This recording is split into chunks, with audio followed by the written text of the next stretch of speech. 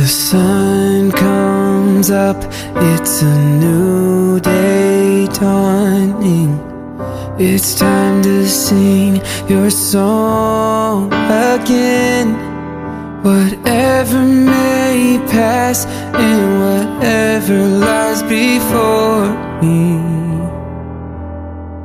let me be singing when the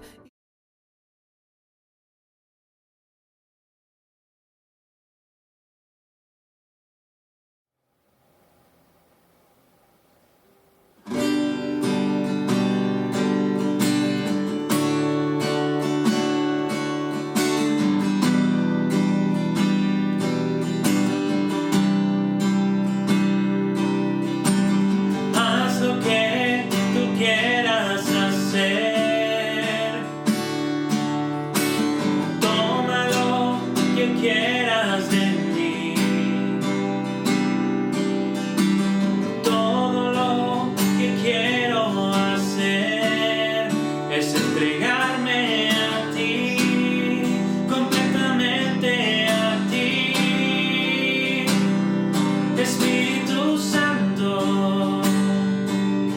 Aviva en mí tu fuego, enciende en mí una nueva pasión, transfórmame, renueva mi ser, yo te quiero ver, Espíritu Santo. Oh, Espíritu Santo.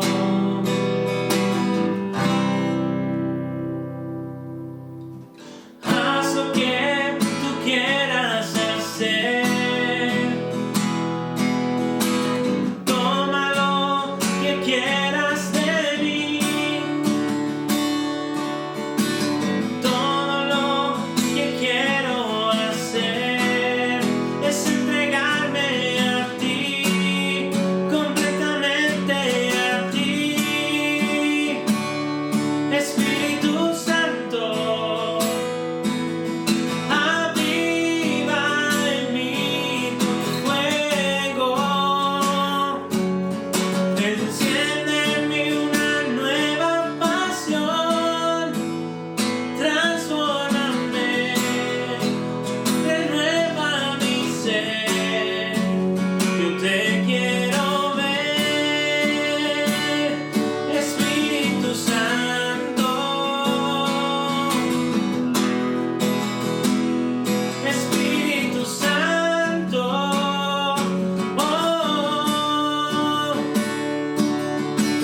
transfórmame, renueva mi ser, yo te quiero ver, Señor.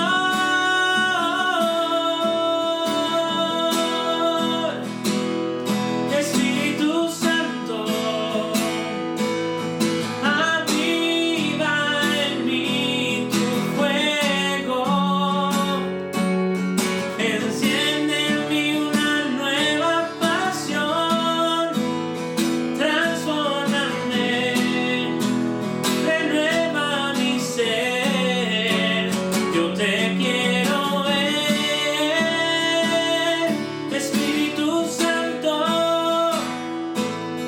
Aviva en mí tu fuego,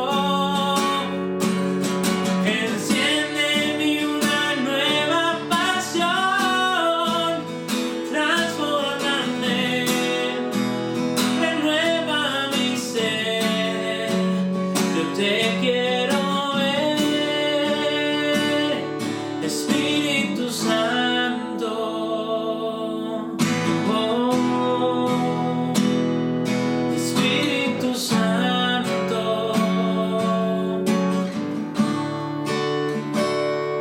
Espíritu Santo.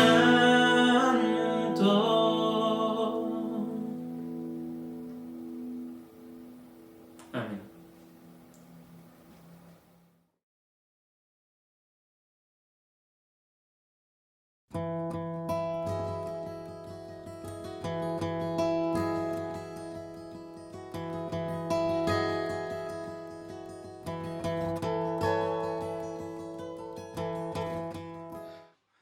Buenas noches, mis queridos hermanos.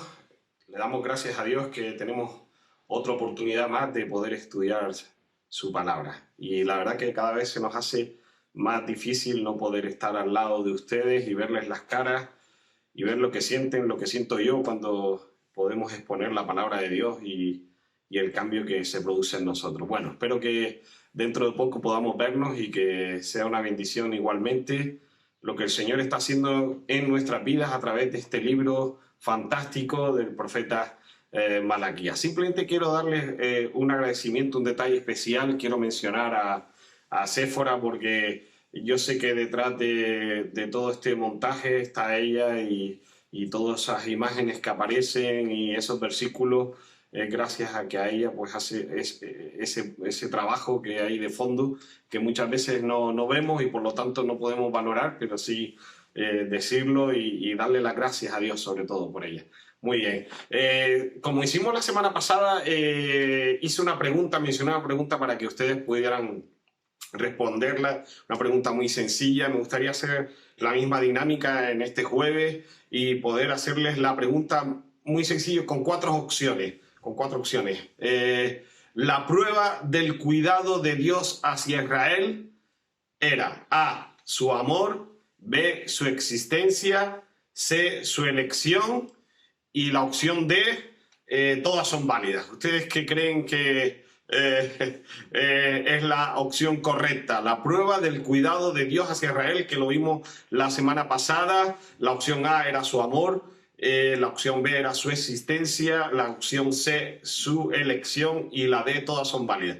Por supuesto que seguro que ya saben cuál es la correcta, es la opción D, todas son válidas, porque en realidad Él mostró su cuidado por su pueblo al mostrarles un amor especial, al que ellos comprobaran ciertamente de que como pueblo seguían existiendo a pesar de todas las dificultades y todos los pormenores que les ocurrieron, y también la especial elección de Dios. Así que espero que haya sido sencilla. La semana que viene veremos otra, pero a mí me gustaría en esta semana mencionarles, en el léxico canario hay un refranero canario muy antiguo que aquellos que a lo mejor lleven pocos años nunca lo han oído, aquellos que lleven más años probablemente alguna vez. Y es en forma de pregunta. ¿No has escuchado alguna vez la expresión "a usted quién le ha dado vela en este entierro"? En forma de pregunta. ¿A usted quién le ha dado vela en este entierro? Y este refrán tiene por supuesto detrás escondido un contexto cultural, histórico, en una forma dada en un momento determinado, pero en realidad es una pregunta habitual que se le hace a alguien cuando se entromete en lo que no debe, cuando se inmiscuye en una conversación o da paso a opinar acerca de algo cuando no está o no sabe de ese tema en cuestión o no está en ese momento en esa conversación. Así que cuando a alguien le ocurre esto y le dicen esta frase, la respuesta, por supuesto, está casi dada, es nadie. Nadie me ha dado vela en este entierro. Entonces el otro grupo respondería, pues cállese la boca, cristiano. Si nadie le ha dado vela, si nadie le ha dado permiso para que se inmiscuya en esta conversación o en su opinión, ¿por qué la da si no hace falta? Bueno, ¿por qué lo digo? Porque yo creo que llegamos a un momento en el contexto del libro de Malaquías, vamos a entrar en un pasaje increíble, precioso, pero a la vez que yo creo que los sacerdotes, si fueran canarios, dirían esta misma expresión a Malaquías, al profeta. No me veo a Malaquías corriendo por el barranco de Guiniguada, pero sí me veo a los profetas si tuvieran esta expresión diciéndole a Malaquías, ¿a usted quién le ha dado vela en este entierro? ¿Por qué usted se entromete con las cosas o las funciones que usted no debe de saber o que no le debe corresponder? Y Malaquías se refiere primero precisamente a los sacerdotes, según el texto que vamos a leer en esta tarde, porque ellos debían ser los primeros en dar el ejemplo de una vida íntegra hacia Dios. Pero en lugar de esto, ellos eran los primeros en menospreciar el santo nombre del Señor. Y entonces eso es lo que vamos a hablar en esta tarde. La irresponsabilidad llama a la puerta, como cuando estás en tu casa y no te esperas que alguien toque el timbre abajo del portal o te llamen directamente a la puerta de tu casa porque no lo sabías o hacías oídos sordos o no tenías conocimiento de eso y de repente alguien llama a la puerta. La responsabilidad también muchas veces lo hace de esta manera, lo vamos a comprobar en esta tarde, porque hermanos, no hay mayor irresponsabilidad que menospreciar el nombre del Señor, porque hay mucha irresponsabilidad en ello. Eran los sacerdotes quienes debían con mayor esmero exaltar la santidad de Dios, debían ser el ejemplo de pureza y piedad con la que el pueblo tenía que identificarse, honrar a Dios y servirle con respeto. Era lo que se esperaba de ellos, pero no era este el resultado. No había temor de Dios en sus corazones y por lo que tanto su servicio era más que despreciable delante de Dios, ya que por su indiferencia, por su pachorra, por la forma de hacer las cosas tan equivocadamente, en realidad lo que le estaba ocurriendo era que estaban menospreciando el nombre de Dios. Vamos a leer entonces este pasaje, invitarles que lo sigan en sus Biblias conmigo, en Malaquías capítulo 1, vamos a leer de los versículos del 6 al 9, y es un pasaje impresionante. Ya te darás cuenta por qué, en la manera en que Dios mismo se identifica. Dice así el versículo, empezando el versículo 6, el hijo honra al padre y el siervo a su señor. Si pues soy yo padre, ¿dónde está mi honra? Y si soy Señor, ¿dónde está mi temor? Dice Jehová de los ejércitos a vosotros, oh sacerdotes, que menospreciáis mi nombre y decís, ¿en qué hemos menospreciado tu nombre? En que ofrecéis sobre mi altar pan inmundo. Y dijisteis, ¿en qué te hemos deshonrado? En que pensáis que la mesa de Jehová es despreciable, y cuando ofrecéis el animal ciego para el sacrificio, ¿no es malo? Asimismo, cuando ofrecéis el cojo o el enfermo, ¿no es malo? Preséntalo pues a tu príncipe. ¿Acaso se agradará de ti o le serás acepto? Dice Jehová de los ejércitos. Ahora pues orad por el favor de Dios para que tenga piedad de nosotros. Pero ¿cómo podéis agradarle si hacéis estas cosas? Dice Jehová de los ejércitos. Impresionante texto, hermanos. Ahora hemos de decir algo con respecto a esto, porque en realidad se puede ser, y me doy cuenta en este texto, se puede ser irresponsable aún cumpliendo tus obligaciones. ¿Y cómo puede ser eso posible? Porque cuando uno está en un trabajo, si tú cumples tus obligaciones, eres una persona responsable. Vienes a tu hora en el trabajo, cumples con tu tiempo, cumples con tu esfuerzo, con las demandas que requiere tu trabajo. Entonces eres una persona responsable. Se podría decir eso en el currículum de una persona, pero no cuando estamos hablando en el aspecto con respecto a Dios.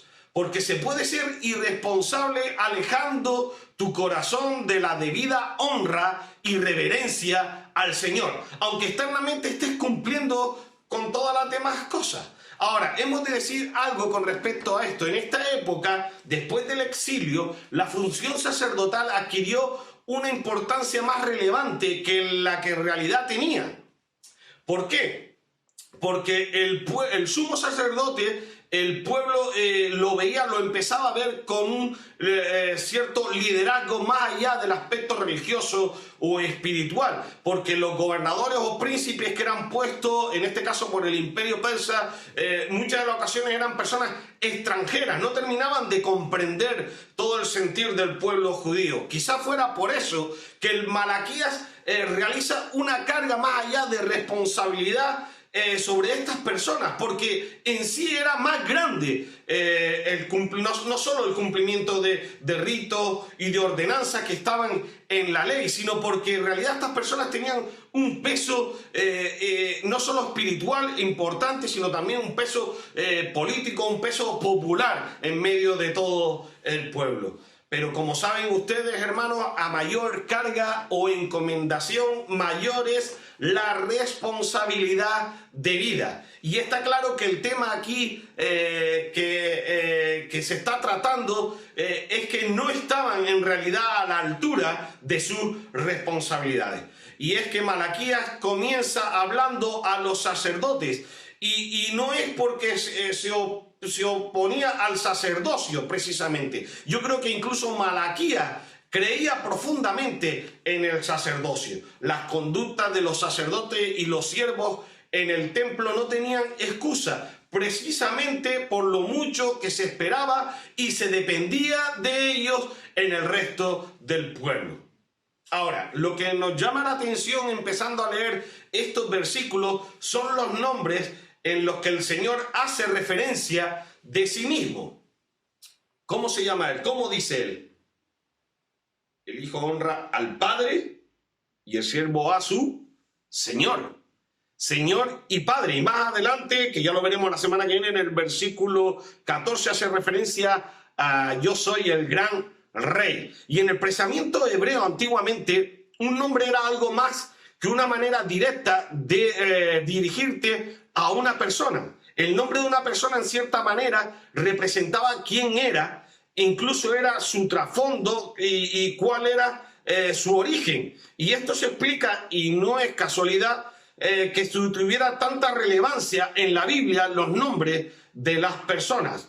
Hoy en día, por ejemplo, no sucede lo mismo. Muchas veces los padres ponen el nombre a sus hijos, a un niño o a una niña, porque tal vez es un nombre más exclusivo en el que no todos lo tienen y no es muy repetitivo.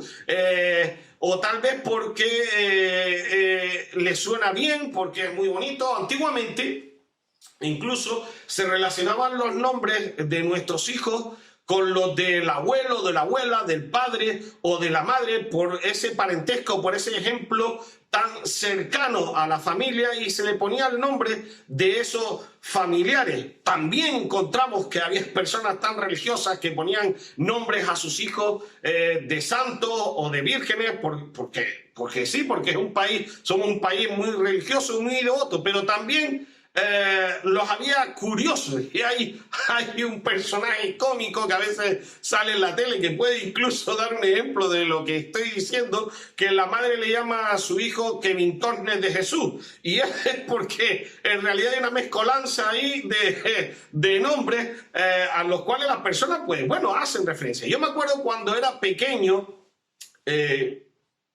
que mi padre me llevaba a la carpintería donde él trabajaba, un taller enorme donde había muchos trabajadores, cada uno tenía su puesto, su banco de trabajo, era carpintero. Y yo me acuerdo que cuando entraba, muy pequeñito, cuando entraba en esa carpintería acompañado de mi padre, no sabían, no se acordaban de mi nombre. Y si mi padre les nombraba el nombre, tampoco que tuviera mucho, que se acordaran mucho de ellos. A mí era conocido por el hijo de Mastro Pepe. Mastro, los canarios tendemos a abreviar las palabras y quitar letras, así que Mastro es como la abreviatura de maestro. En realidad era el hijo del maestro Pepe, porque él era un carpintero extraordinario. Y lejos de que a lo mejor uno pudiera decir, pues bueno, es que mi nombre es Daniel. ¿Quién se iba a acordar de un nombre hebreo? En realidad yo me sentía con una enorme satisfacción el que me dijeran que era hijo de Mastro Pepe, porque en realidad me estaba identificando con lo que era mi padre. Mi padre era un hombre humilde, tremendamente trabajador y respetuoso a sus compañeros. Así que lo que me estaba dando en cierta manera al nombrarme de esa forma era identificándome con mi padre, cómo era mi padre. Ahora, vamos al texto, hermano. La revelación del nombre de Dios a una persona se consideraba como una señal de un favor especial. Cuando Dios identificaba su nombre a alguien, en realidad se le estaba revelando. Y esa persona podía conocer más a Dios por su nombre. ¿Se acuerdan de la historia de Jacob, por ejemplo, que estuvo dispuesto a luchar toda la noche para recibir un favor parecido? También se acuerdan de la historia, por ejemplo, de Moisés, que estaba frente a Dios en su misma presencia y le preguntó a Dios mismo que le revelara su nombre, porque ante los hijos de Israel él le diría a quién lo había enviado. Y el Señor le dijo: yo soy el que soy. Así que, hermanos, conocer el nombre de Dios es en realidad conocer a Dios, es conocer su santidad, conocer su poder y conocer su amor. Honrar el nombre de Dios en realidad lo que implica es honrar a Dios. Y despreciar su nombre es una falta súper grave, porque en realidad es una tremenda blasfemia contra Dios. En este momento los sacerdotes sabían a quién se estaba refiriendo cuando estas palabras estaban nombrando quién era el Padre y quién era el Señor. Y si algún papel le correspondía a ellos, podrían ser perfectamente el de hijos y el de siervos. Pero el Señor se está revelando, se está identificando como Padre y como Señor. Conoce el nombre de Dios. Conocer el nombre de Dios es tener la oportunidad de estar más cerca de Él.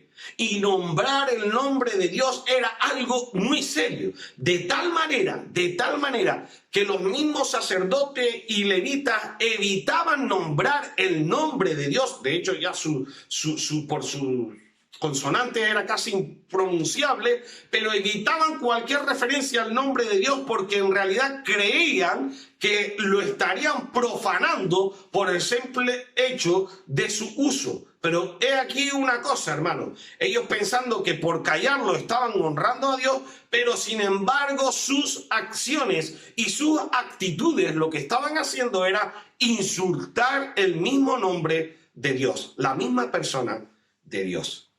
Dice el Señor: el Hijo honra al Padre y el siervo a su Señor. Si pues soy yo Padre, ¿dónde está mi honra? Y si soy Señor, ¿dónde está mi temor? Dice Jehová de los ejércitos a vosotros, oh sacerdotes, que menospreciáis mi nombre. En esta porción, Dios se presenta como el Padre que debe ser honrado y como el Señor que debe ser temido y como el gran Rey, veremos más adelante, que debe ser adorado y obedecido. Sin embargo, estas características Dios las relaciona de una manera equivalente. ¿En qué formas?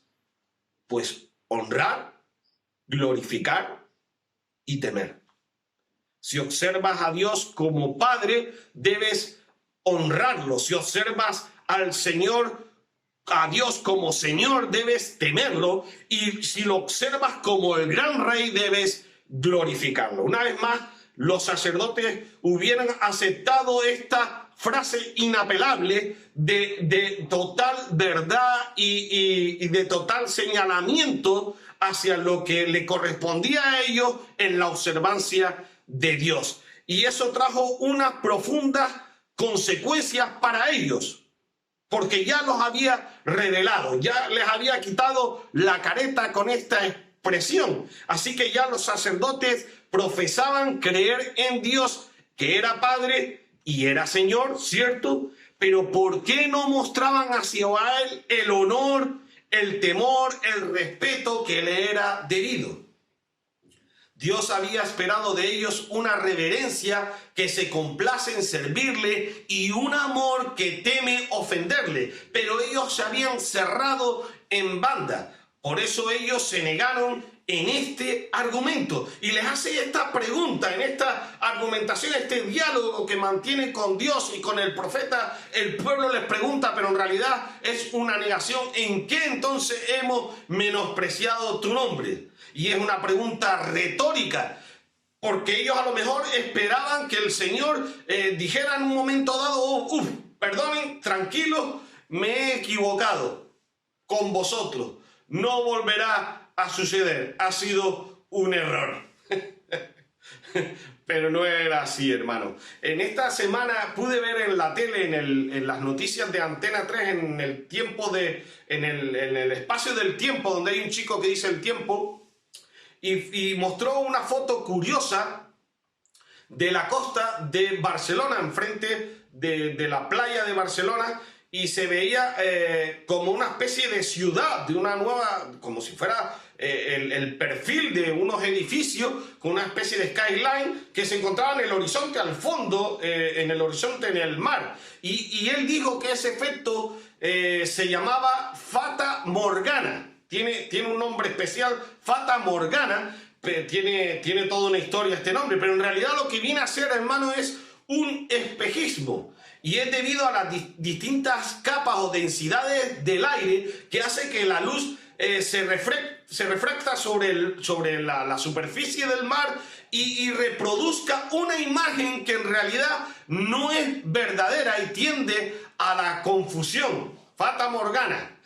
Y ahí donde parecería que hubiera otra ciudad, en realidad era una ilusión, un espejismo. Hermanos, ¿cuántas veces a veces podemos estar viviendo en esta especie de Fata Morgana, en este espejismo espiritual y en una trágica realidad, en una trágica vivencia espiritual? Porque es trágico, hermano, vivir en una especie de espejismo espiritual. Vivimos en el autoengaño de que la conciencia incluso nos para, porque está tan acomodada, nos para a decir que lo que estamos haciendo incluso está bien. Lo que le estamos ofreciendo a Dios, ya estamos servidos. Lo que le damos a Él, pues ya le sirve al Señor. Sin embargo, cuando nos enfrentamos con la palabra de Dios, que nos para y nos hace ver realmente lo que es justo delante de sus ojos, nos enfrentamos con la tremenda realidad de lo que estamos haciendo. Estos sacerdotes y levitas se creían ese autoengaño hasta tal punto que no veían su hipocresía y no eran capaces incluso de reconocerla. Cuando las personas continuamente hacen el mal, llega un momento en sus conciencias que es como si se cauterizaran, se endurecieran y ya no son capaces de recordar o de reconocer lo que es bueno y lo que es malo. Hasta tal punto que niegan reconocer que hayan hecho algo malo. Piensan que es algo bueno lo que están haciendo. Pero entonces, hermanos, ¿en qué habían menospreciado estos sacerdotes, estos levitas, el nombre del Señor? Él lo contesta, él lo dice: en que ofrecéis sobre mi altar pan inmundo, y dijiste: en que te hemos deshonrado, en que pensáis que la mesa de Jehová es despreciable. Y cuando ofrecéis un animal ciego para el sacrificio, ¿no es malo? Asimismo, cuando ofrecéis el cojo, el enfermo, ¿no es malo? Dicen ellos. Preséntalo pues a tu príncipe, ¿acaso se agradará de ti o le harás acepto? Dice Jehová de los ejércitos. ¿Cómo es posible que pudieran ofrecer animales cojos, ciegos o enfermos delante del Señor y ellos pensaran que le fuera acepto a los ojos de Dios? Mucho más adelante nos meteremos en profundidad acerca de esto, que ahora no vamos a hablar, pero ellos conocían en la ley, que sabían perfectamente que detrás de lo que significaba el sacrificio y cómo tenían que presentar estos animales delante del Señor, que eran sin defecto alguno. Así que no solo conocían la ley, la palabra, sino también en su interior, en sus corazones, el espíritu. Porque ¿cómo es posible que pudieran presentar algo defectuoso delante de Dios, que eso luego llegara en olor fragante a Dios para perdón de los pecados del sacerdote mismo y del resto del pueblo? Así que estaban ofreciendo animales ciegos, cojos y enfermos. Y los sacerdotes pretendían que los animales débiles y enfermos que traían al altar fueran en realidad ofrendas dadas en buenas condiciones. Y eso, hermanos, era deshonrar al Señor, era blasfemar su nombre. No fueron ellos los primeros, ni tampoco serán los últimos en exagerar el valor que se le da de las cosas al Señor. Hay un coro que cantamos y que me encanta, no solo por su melodía, sino por sus palabras. A veces no tenemos bien conscientemente, hermanos, lo que estamos cantando con esas letras. Y es un coro impresionante. El título es Te daré lo mejor. Algunas de sus letras, de sus párrafos dicen: traemos hoy ante tu altar nuestras coronas. Este coro, hermanos, lo cantamos hoy día, en el año 2020.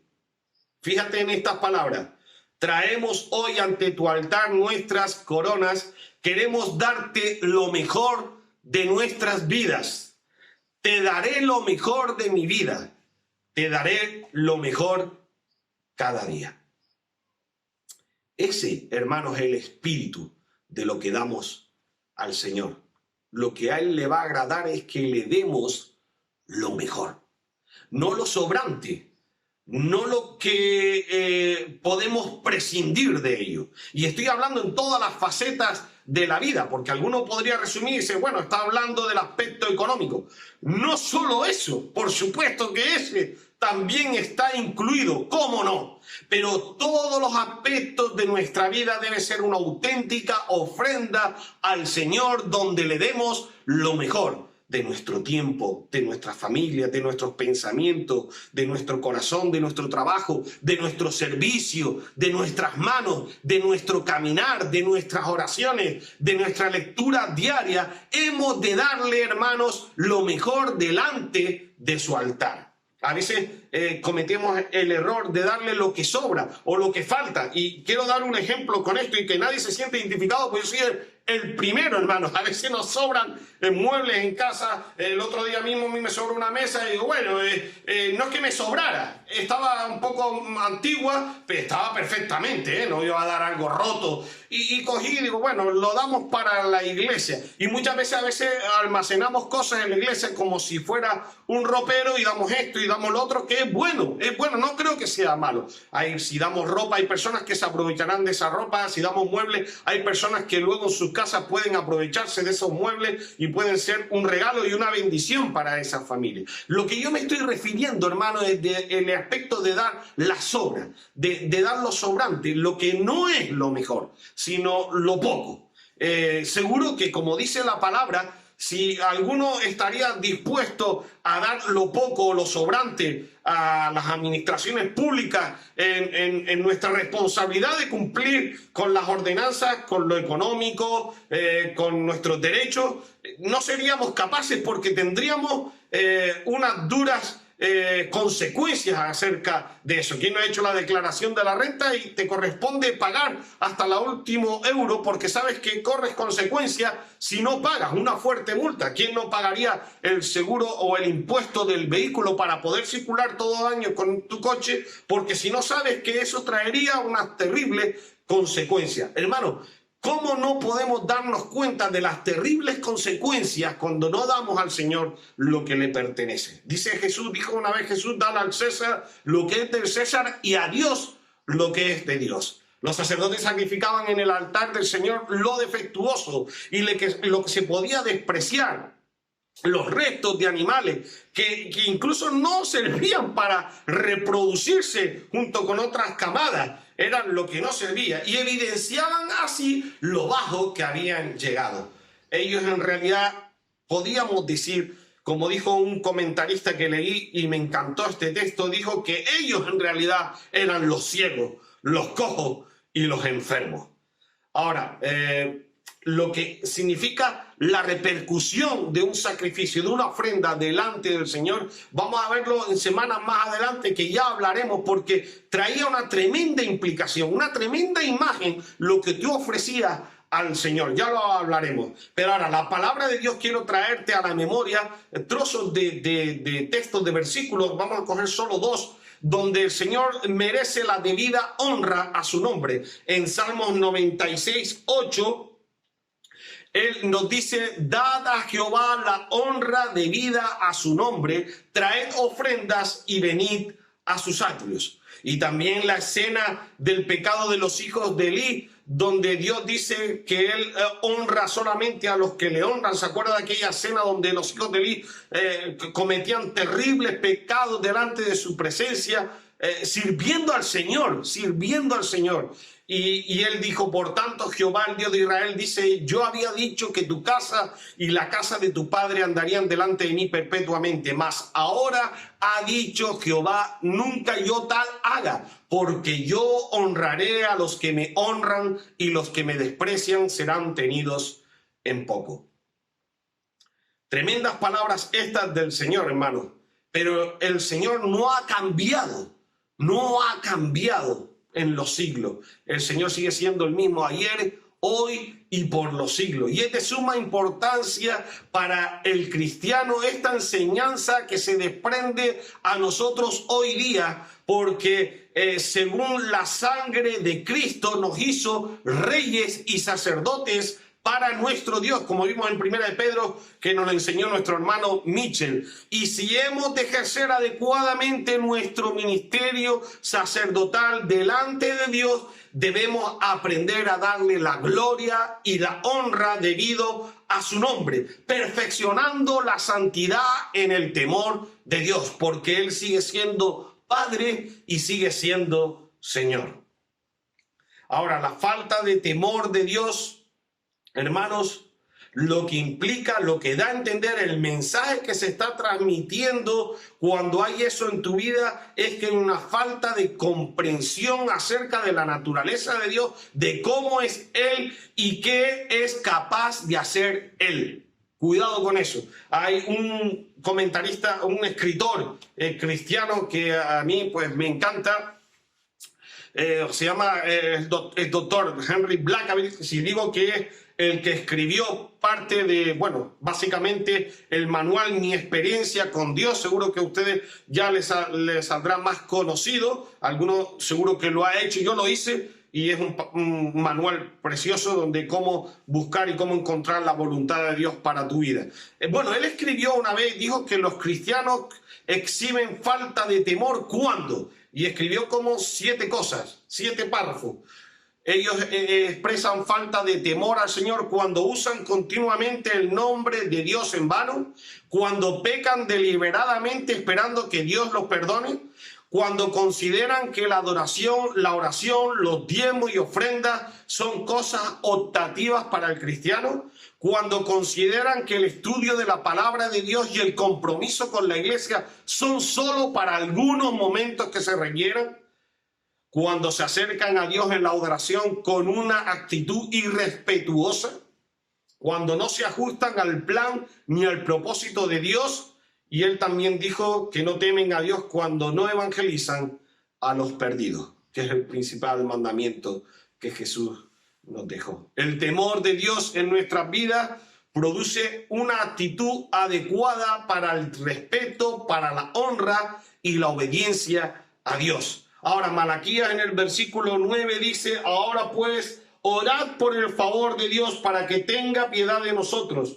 Pero ¿cómo podéis agradarle al hacer estas cosas? Dice Jehová de los ejércitos. Es un llamado a buscar a Dios a través de la oración como pueblo para que el Señor nos perdone, en arrepentimiento, en obediencia a lo que Él ha establecido, para que vea con agrado que en realidad tu corazón está rendido a los pies de Dios.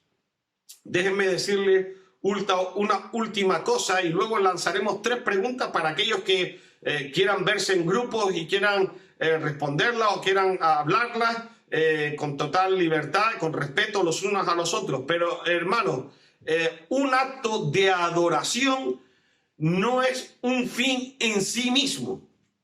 Cuando nosotros adoramos a Dios en un acto determinado, es una exteriorización de lo que en realidad hay por dentro, en lo que hay en tu corazón, en tu interior hacia Dios.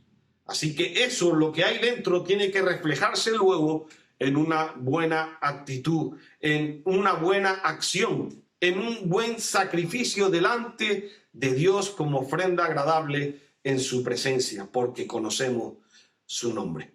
Ahora les voy a recitar estas 3 preguntas, hermanos, y espero que el Señor les bendiga grandemente y les espero la semana que viene. La primera pregunta: ¿somos más conscientes en nuestras obligaciones hacia otras cosas que nuestras obligaciones hacia Dios? ¿Somos más conscientes en nuestras obligaciones hacia otras cosas que nuestras obligaciones hacia Dios? Segunda pregunta: ¿cuáles crees tú que son las principales características del que tiene el llamado de Dios a servirle? ¿Cuáles crees que son esas principales características? Y tercera pregunta: ¿espera Dios grandes cosas de las personas que le servirán como sus ministros, como sus siervos. Bless the Lord, oh my soul, oh my soul, worship his holy name. Sing like never before, oh my soul, I worship your holy name.